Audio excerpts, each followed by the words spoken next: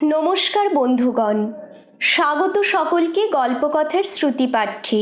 আপনারা ইতিমধ্যে অবগত হয়েছেন আমাদের এই অডিও বুক চ্যানেলে বাংলা বিষয়ে নেট সেট পরীক্ষার সিলেবাসে যে কটি ছোট গল্প রয়েছে সবগুলোই বলা সম্পূর্ণ হয়েছে। এবারে আমাদের পথ চলা শুরু হবে প্রবন্ধ দিয়ে।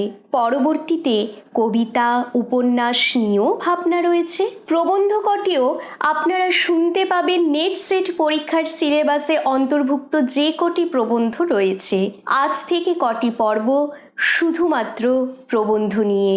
আপনাদের জন্য আজকের প্রবন্ধ রামমোহন রায়ের রচিত সহমরণ বিষয়ক প্রবর্তক ও নিবর্তকের সংবাদ প্রথম প্রস্তাব। আমরা সবাই জানি রাজা রামমোহন রায় সহমরণ প্রথা রদ করেছিলেন এবং এই ঘৃণ্য প্রথাকে সমাজ থেকে সহজেই উপড়ে ফেলতে পারেননি। এর জন্য ওনাকে নানা কাঠখড় পোড়াতে হয়েছিল। বেদান্ত উপনিষদগুলি প্রকাশিত করবার সময় তিনি সতীদাহ অশাস্ত্রীয় এবং নীতি বিগর্হিত প্রমাণ করে পুস্তিকা লিখেছিলেন প্রবর্তক ও নিবর্তকের সংবাদ। প্রতিবাদে পুস্তিকা বের হলো বিধায়ক নিষেধকের সংবাদ। তার প্রতিবাদে দ্বিতীয় ও তৃতীয় পুস্তিকাও বের হয়। সেই বছরেই ডিসেম্বর মাসে আইন করে সহমরণ রীতি নিষিদ্ধ করা হলো। এই প্রবর্তক ও নিবর্তকের সংবাদের প্রথম প্রস্তাবটি আপনাদেরকে পাঠ করে শোনাব। চলুন তবে শুরু করা যাক আজকের প্রবন্ধ। ওম তৎসৎ। প্রথমে প্রবর্তকের প্রশ্ন। আমি আশ্চর্য জ্ঞান করি যে তোমরা সহমরণ ও অনুমরণ যাহা এ দেশে হইয়া আসিতেছে তাহার অন্যথা করিতে প্রয়াস করিতেছ।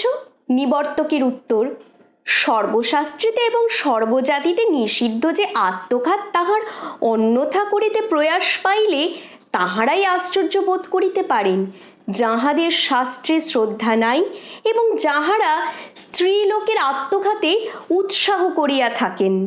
প্রবর্তক। তোমরা এ বড় অযোগ্য কহিতেছ যে সহমরণ ও অনুমরণ শাস্ত্রে নিষিদ্ধ হয়। এ বিষয়ে অঙ্গিরা প্রভৃতি ঋষিদের বচন শোনো।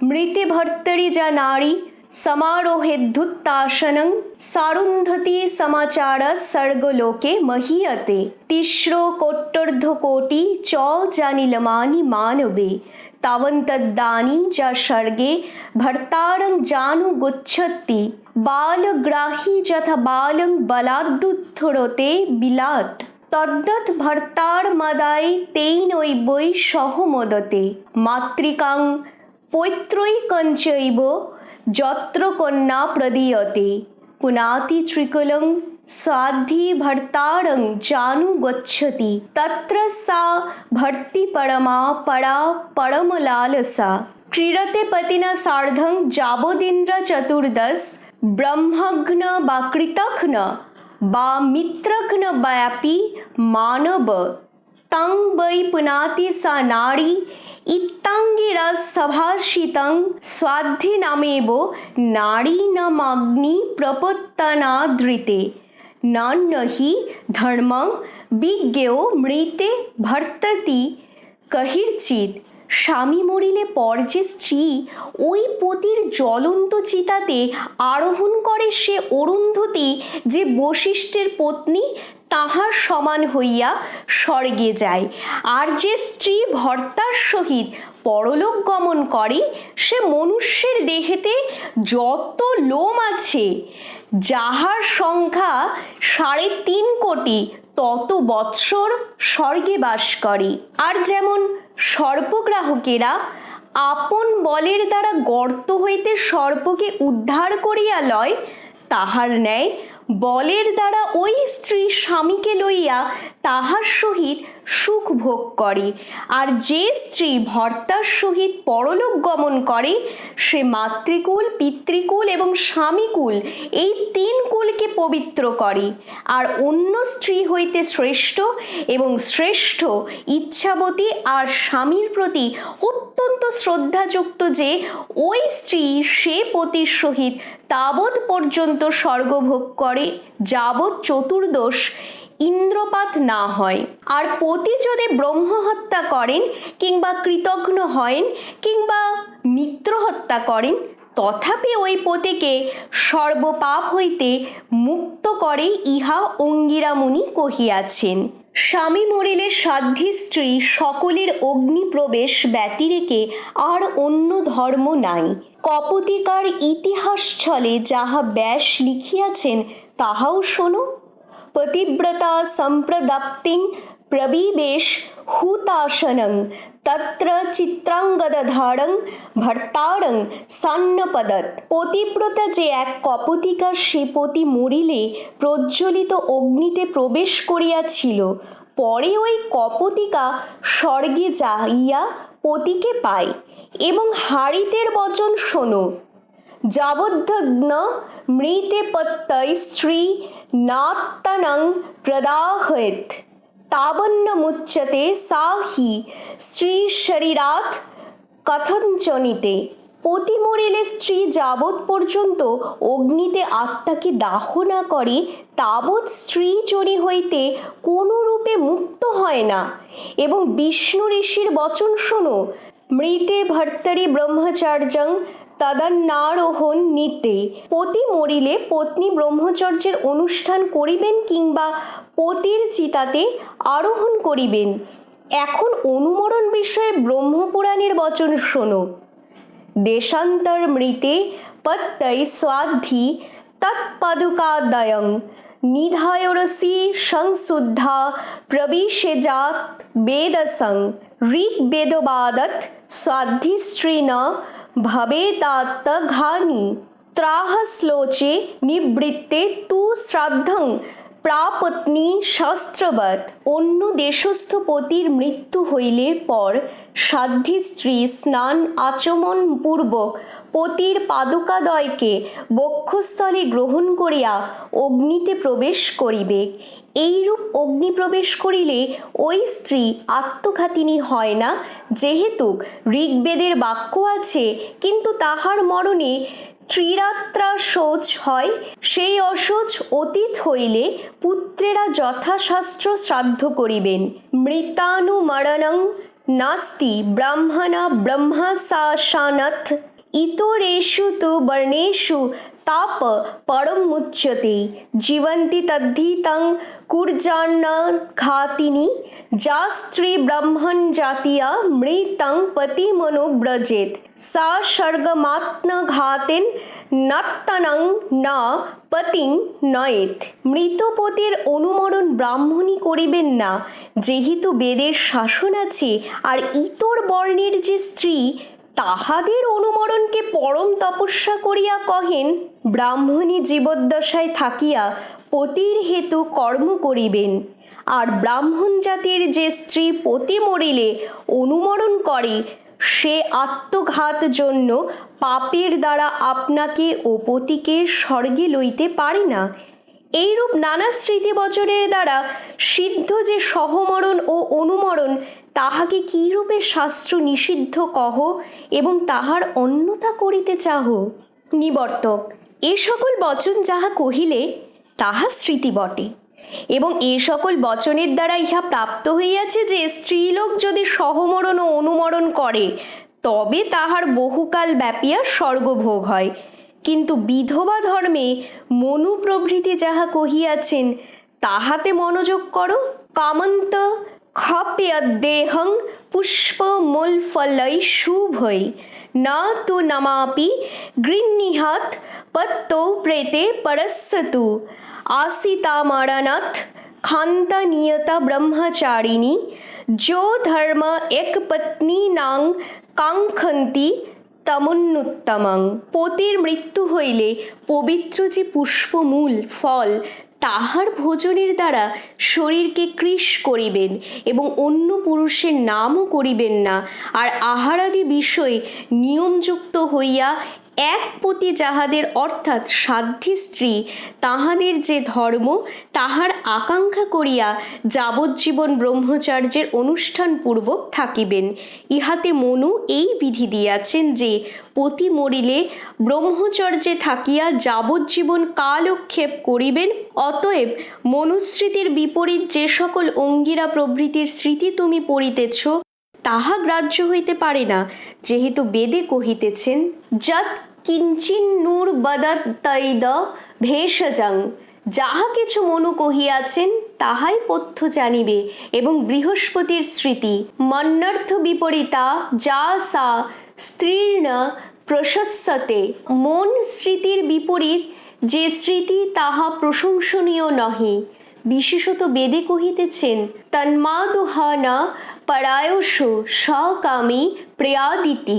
যেহেতু জীবন থাকিলে নিত্য নৈমিত্তিক কর্মানুষ্ঠান দ্বারা চিত্ত শুদ্ধ হইলে আত্মার শ্রবণ মনন নিদিধ্যাসনের দ্বারা ব্রহ্মপ্রাপ্ত হইতে পারে। অতএব স্বর্গ কামনা করিয়া পরমায়ু সত্ত্বে আয়ুর ব্যয় করিবেক না, অর্থাৎ মরিবেক না।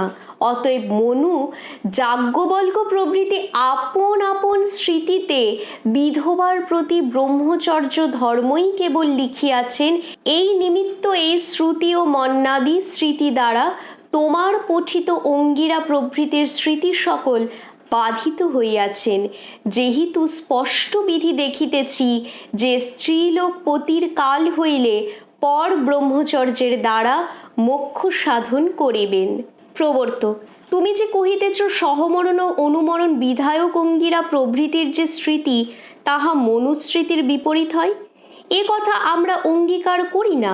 যেহেতু মনু যে কর্ম করিতে বিধি দেন নাই তাহা অন্য স্মৃতিকারেরা বিধি দিলে মনুর বিপরীত হয় না। যেমন মনু সন্ধ্যা করিতে বিধি দিয়েছেন, হরি সংকীর্তন করিতে কহেন নাই, কিন্তু ব্যাস হরি সংকীর্তন করিতে কহিয়াছেন, সে ব্যাস বাক্য মনুর বিপরীত নহে। এবং হরি সংকীর্তন করা নিষিদ্ধ না হয় সেইরূপ এখানেও জানিবে যে মনু বিধবাকে ব্রহ্মচর্যের বিধি দিয়াছেন এবং বিষ্ণু প্রভৃতি ঋষিরা ব্রহ্মচর্য ও সহমরণ উভয়ের বিধি দিয়াছেন। অতএব মনুস্মৃতি সহমরণের অভাব পক্ষে জানিবে। নিবর্তক, সন্ধ্যা ও হরিসংকীর্তনের উদাহরণ যাহা তুমি দিতেছ সে ব্রহ্মচর্য সহমরণের সহিত সাদৃশ্য রাখে না। যেহেতু দিনমানের মধ্যে সন্ধ্যার বিহিত কালে সন্ধ্যা করিলে তদ্ভিন্ন কালে হরি সংকীর্তনের বাধা জন্মে না, এবং সন্ধ্যার ইতর কালে হরি সংকীর্তন করিলে সন্ধ্যার বাধা হয় না। অতএব এ স্থানে একের বিধি অন্যের বাধক কেন হইবে? কিন্তু ব্রহ্মচর্য ও সহমরণ বিষয়ে একের অনুষ্ঠান করিলে অন্যের অনুষ্ঠানের সম্ভাবনা থাকে না। অর্থাৎ পতি মরিলে যাবজ্জীবন থাকিয়া ব্রহ্মচর্যের অনুষ্ঠান যাহা মনু কহিয়াছেন তাহা করিলে সহমরণের বাধা হয়, এবং সহমরণ যাহা অঙ্গিরা প্রভৃতি কহিয়াছেন তাহা করিলে ব্রহ্মচর্যের দ্বারা মোক্ষ সাধনের বাধা হয়। অতএব এই দুইয়ের অবশ্যই বৈপরীত্য আছে। বিশেষত নান্যহি ধর্ম ইত্যাদি বচনে অঙ্গিরা ঋষি সহমরণের নিত্যতা কহেন, এবং হারিত ঋষি আপন স্মৃতিতেও সহমরণ না করিলে স্ত্রী যোনি হইতে মুক্ত হয় না এইরূপ দোষ শ্রবণের দ্বারা নিত্যতা কহেন। অতএব ওই সকল বচন সর্বথাই মনুস্মৃতির বিপরীত হয়। প্রবর্তক, অঙ্গিরার বচনে কহেন যে সাধ্যী স্ত্রীর সহমরণ বিনা অন্য ধর্ম নাই, আর হারিত বচনে সহমরণ না করিলে যে দোষ শ্রবণ আছে তাহাকে আমরা মনুস্মৃতির অনুরোধে সহমরণের প্রশংসা মাত্র বলিয়া সংকোচ করি, কিন্তু সহমরণের নিত্যতা বোধক হয় এমতো নহে। এবং ওই সকল বচনে সহমরণের ফলশ্রুতি আছে তাহার দ্বারাও সহমরণ কাম্য হয় এমত বুঝাইতেছে।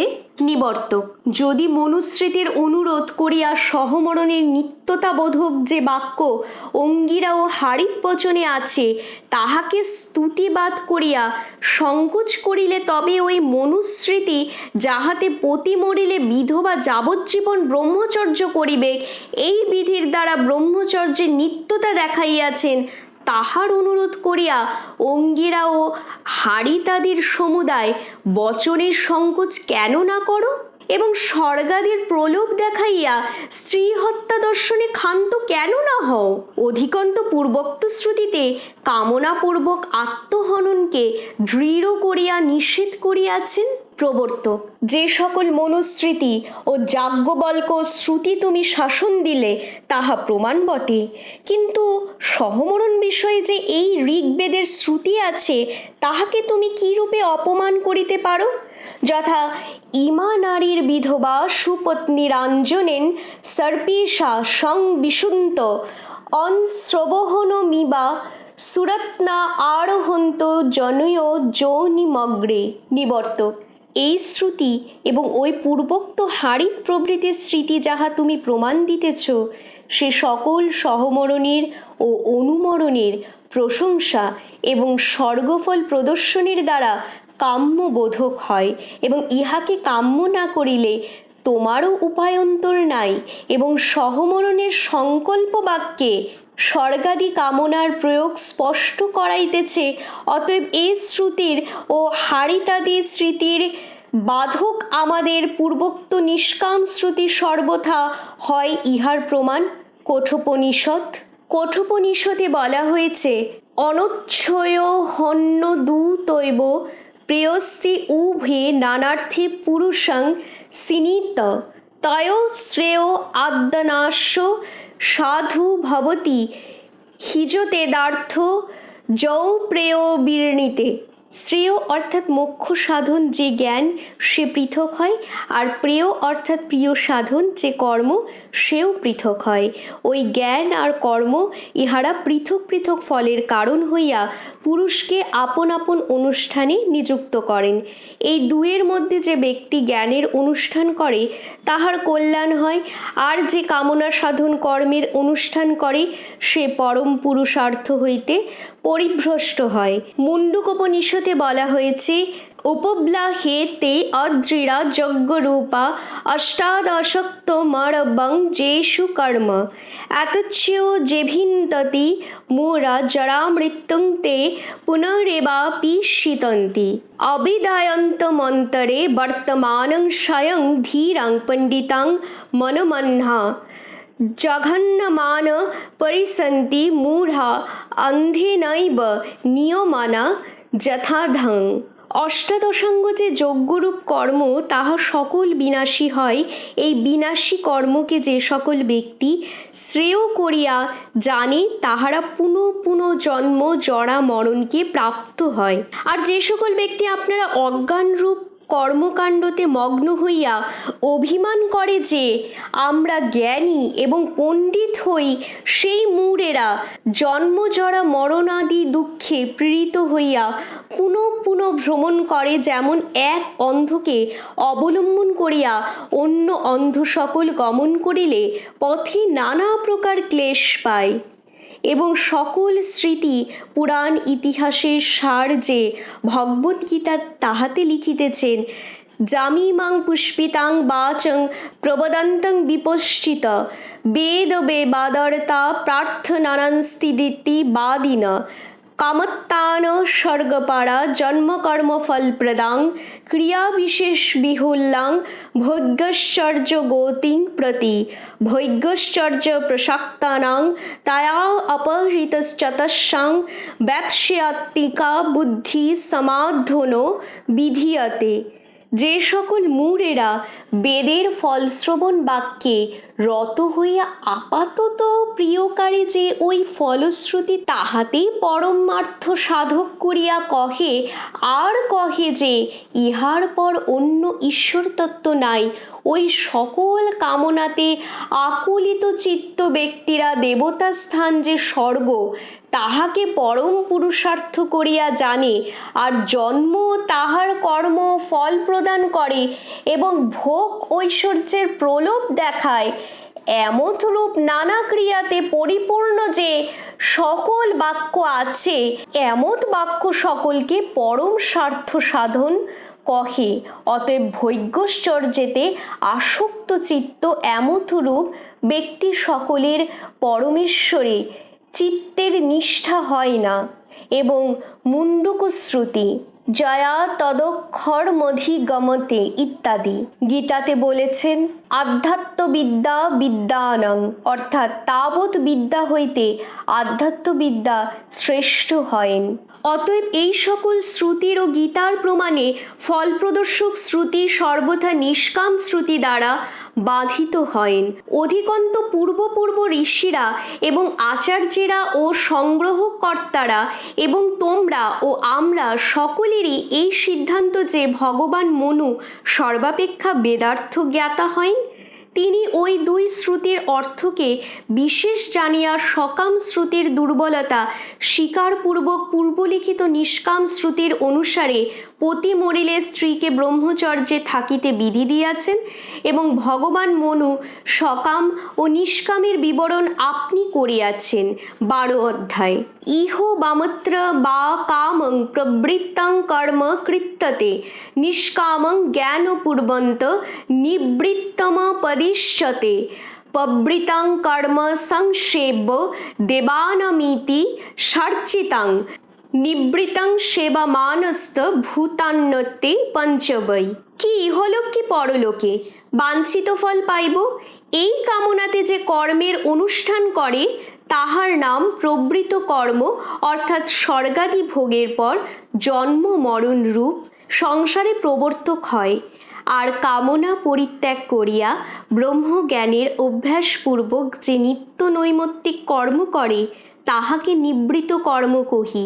অর্থাৎ সংসার হইতে নিবর্ত করায় যে সকল ব্যক্তি প্রবৃত কর্ম করে তাহারা দেবতাদের সমান হইয়া স্বর্গাদি ভোগ করে। আর যে ব্যক্তি নিবৃত কর্মের অনুষ্ঠান করে সে শরীরের কারণ যে পঞ্চভূত তাহা হইতে অতীত হয়, অর্থাৎ মুক্ত হয়। প্রবর্তক: তুমি যাহা কহিলে তাহা বেদ ও মনু ও ভগবদ্গীতা সম্মত বটে, কিন্তু ইহাতে এই আশঙ্কা হয় যে স্বর্গাধি সাধন সহমরণ ও অন্য অন্য যজ্ঞাদি কর্ম বেদে এবং অন্য অন্য শাস্ত্রে যাহা কহিয়াছেন যে সকল বাক্য কি প্রতারণা মাত্র হয়।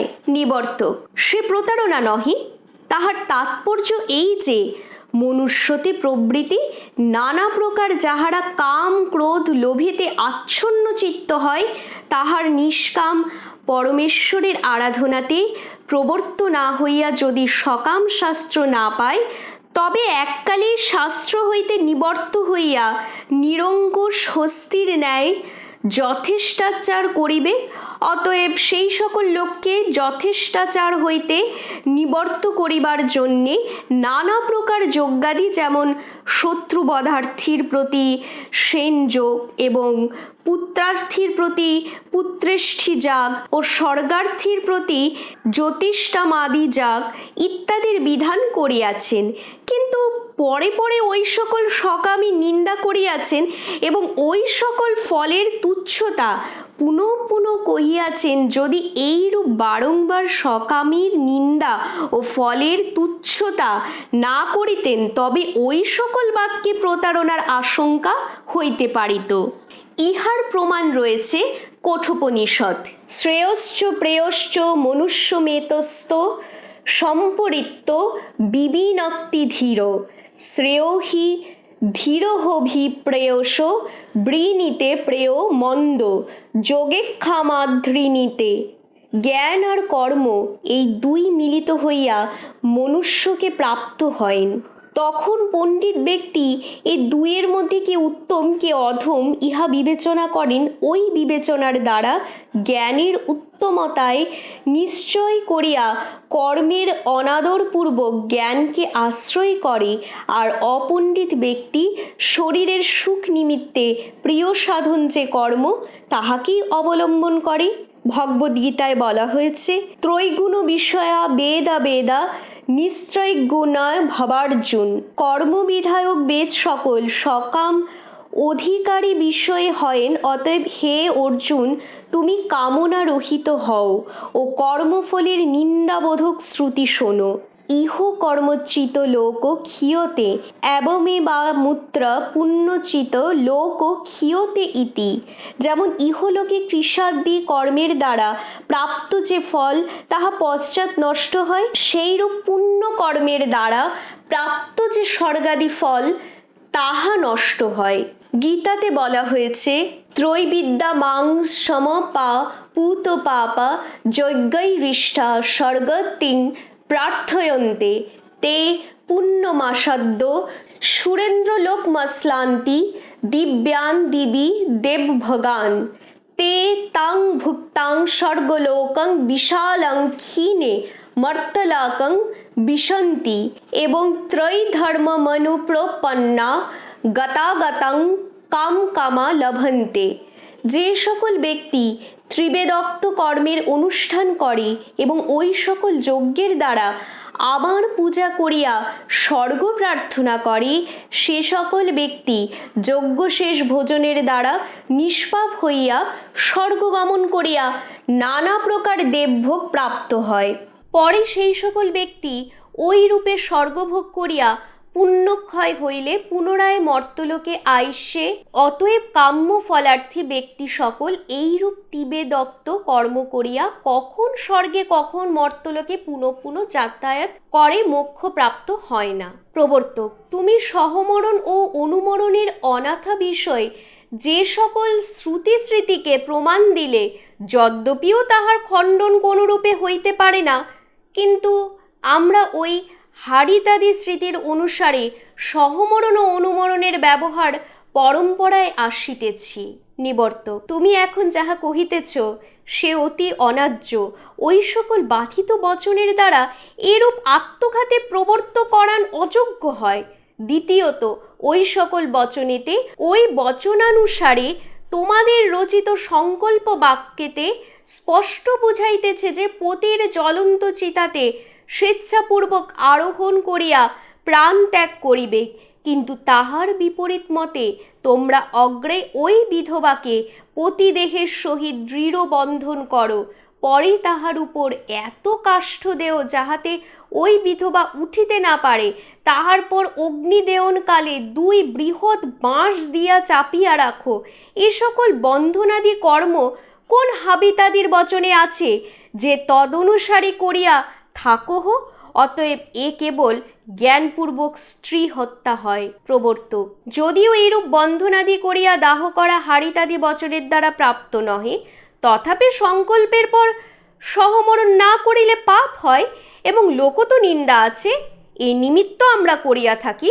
নিবর্তক, পাপের ভয় যে কহিল সে তোমাদের কথা মাত্র, যেহেতু ওই স্মৃতিতেই কহিয়াছেন যে প্রজাপত্য ব্রতরূপ প্রায়শ্চিত্ত করিলে সে পাপের ক্ষয় হয়, যথা চিত্তভ্রষ্টা চ নারী মহাদ বিচলিতা ভবেত প্রজাপত্যেন শুদ্ধেতু তস্মাধি পাপ কর্মানং।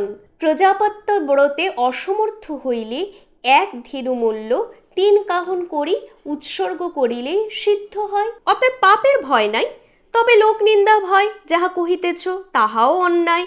যেহেতু সে সকল লোক জ্ঞানপূর্বক স্ত্রী হত্যা না করিলে নিন্দা করবে, তাহাদের স্তুতি নিন্দাকে সাধু ব্যক্তিরা গ্রহণ করেন না। আর ঈশ্বরের ভয় ও ধর্ম ভয় ও শাস্ত্র ভয় এই সকলকে ত্যাগ করিয়া কেবল স্ত্রীবধিচ্ছু লোকের নিন্দা ভয়ে স্ত্রী বধ করাতে কিরূপ পাতক হয়, তাহা কি আপন বিবেচনা না করিতেছেন? প্রবর্তক, যদ্যপি এরূপ বন্ধনাদি করা শাস্ত্রপ্রাপ্ত নহে, তথাপি তাবৎ হিন্দুর দেশে এইরূপ পরম্পরা হইয়া আসিতেছে, এ প্রযুক্ত আমরা করি।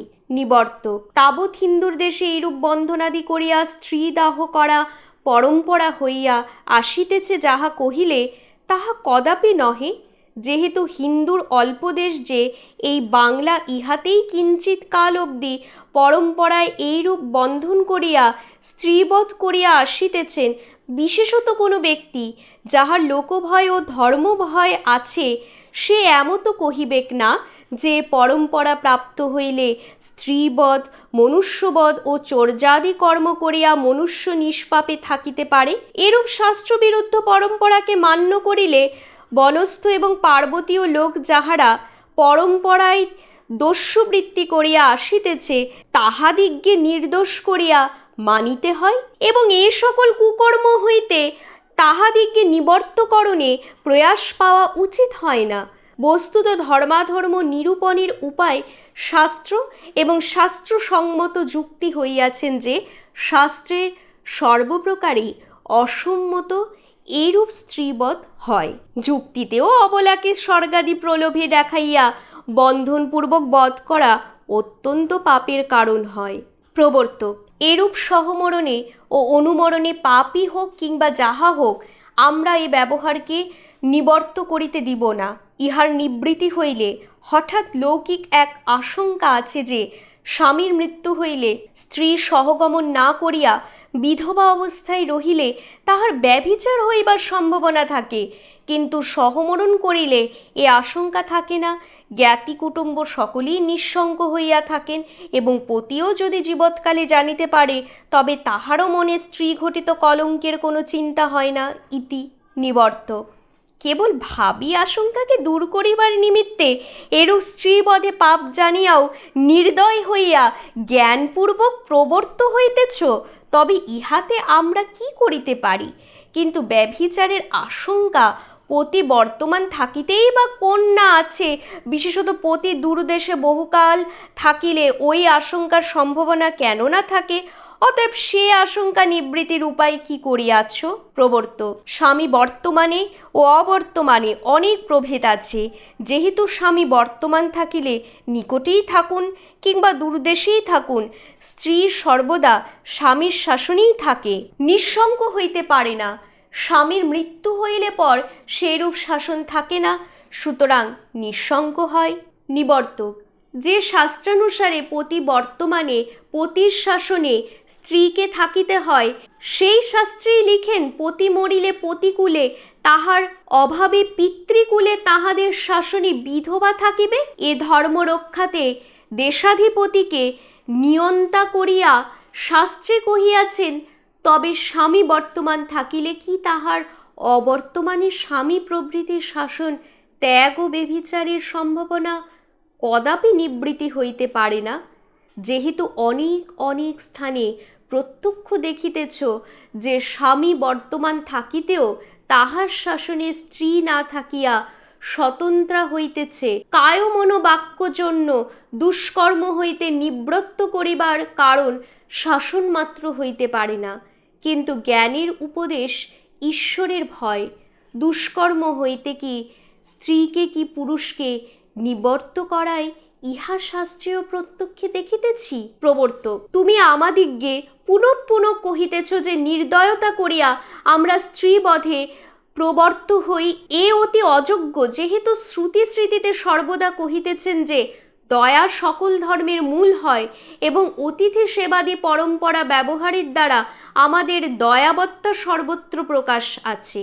নিবর্তক: অন্য অন্য বিষয়ে তোমাদের দয়ার বাহুল্য আছে, এ যথার্থ বটে, কিন্তু বালককাল অবধি আপন আপন প্রাচীন লোকের এবং প্রতিবাসীর ও অন্য অন্য গ্রামস্থ লোকের দ্বারা জ্ঞানপূর্বক স্ত্রী দাহ পুনঃ দেখিবাতে এবং দাহকালীন স্ত্রীলোকের কাতরতায় নিষ্ঠুর থাকাতে তোমাদের বিরুদ্ধ সংস্কার জন্মে। এই নিমিত্ত কি স্ত্রীর কি পুরুষের মরণকালীন কাতরতাতে তোমাদের দয়া জন্মে না? যেমন শাক্তেদের বাল্যবধি ছাক মহিষাদি হনন পুনঃ পুনঃ দেখিবার দ্বারা ছাক মহিষাদের বধকালীন কাতরতাতে দয়া জন্মে না, কিন্তু বৈষ্ণবদের অত্যন্ত দয়া হয়। প্রবর্তক: তুমি যাহা কহিলে তাহা আমি বিশেষ মতে বিবেচনা করিব।